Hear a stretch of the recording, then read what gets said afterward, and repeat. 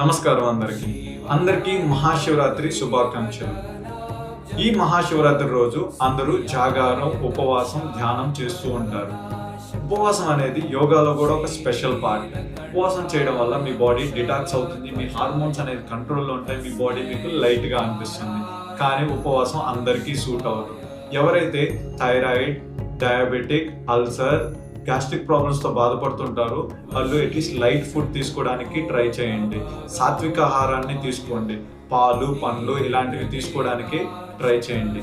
ఆ మహాశివుడు ఏం చెప్పాడు అంటే, మీ బాడీయే దేవాలయం, మీ బాడీని మీరు కాపాడుకోవడం కూడా భక్తే అని చెప్పారు. సో ఈ నైట్ జాగారం చేయండి, భక్తితో ధ్యానం చేయండి, అలాగే సాత్విక ఆహారం తింటూ మీ బాడీని మీరు యాక్టివ్గా ఉంచుకోండి.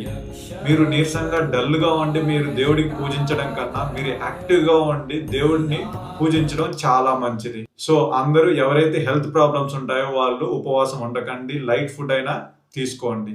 ఓం నమ శివాయ.